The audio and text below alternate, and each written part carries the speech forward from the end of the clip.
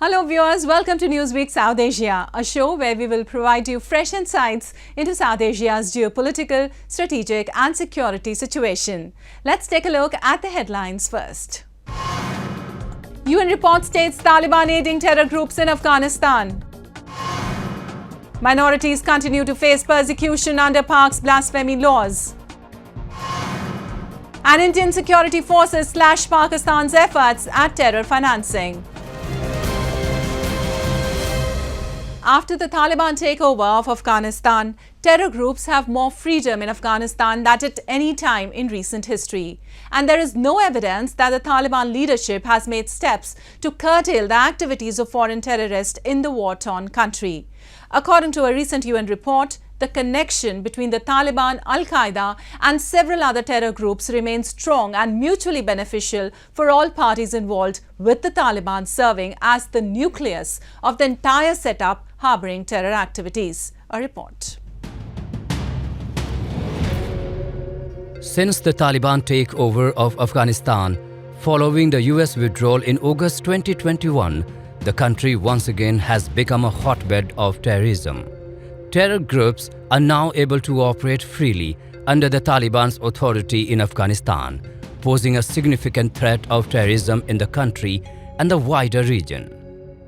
According to a recent report by the Analytical Support and Sanctions Monitoring Team of the UN Security Council, the link between Afghanistan's Taliban regime and Al-Qaeda remains strong and symbiotic, and the setup in Kabul has not delivered on counter-terrorism provisions under the Doha Agreement signed with the US. According to the UN, Al-Qaeda has established training camps in 5 Afghan provinces, as well as safe houses and other infrastructure across the country. The Al-Qaeda camps are located in 5 provinces in 5 different regions of Afghanistan: Helmand in the south, Zabul in the southeast, Nangarhar in the east, Nuristan in the northeast, as well as Barghis in the west. The presence of Al-Qaeda camps in Helmand, Zabul, Nuristan and Nangarhar should come as no surprise. Helmand province has long been fertile ground for Al-Qaeda. In 2015, FDD's Long War Journal reported that Al-Qaeda was operating a training camp in Bramcha of Helmand province. For consolidation of Al-Qaeda or reconsolidation of Al-Qaeda have been ongoing for a very long time, even when the Taliban was not in power. Right now they have been given reasonable space to consolidate, but there is no evidence of any dramatic change in the capacities and capabilities. In fact, their leadership has been decimated, second line leaders are being decimated. Ayman Zawahiri was killed in Afghanistan last year, middle last year, July I think. Today the nominal head or the acting Amir, Saif al-Adal, he is believed to be in Iran, is himself under tremendous pressure. So while it is true that the conditions within Afghanistan may be such that they would allow some groups to consolidate, there is as yet no evidence of this happening.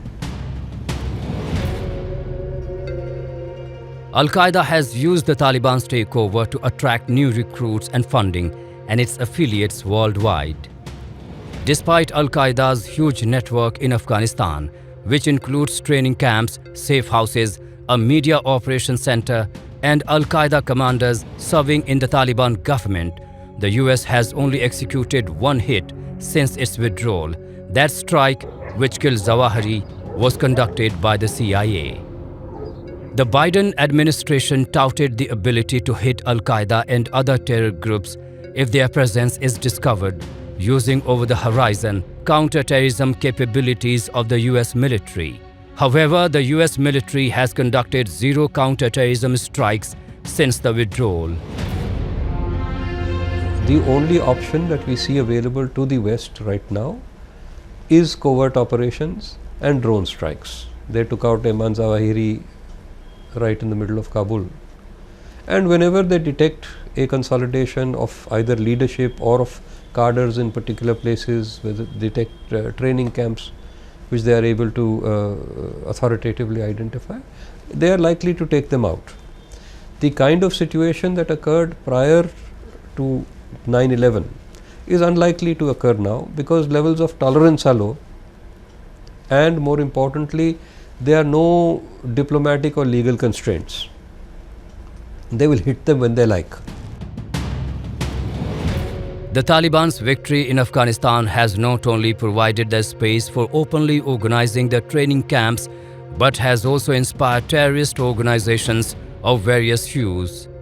Besides Al-Qaeda, Pakistan Lashkar-e-Taiba, Jaish-e-Mohammed and the Islamic State of Khorasan, East Turkestan Islamic Movement has also become active in Afghanistan.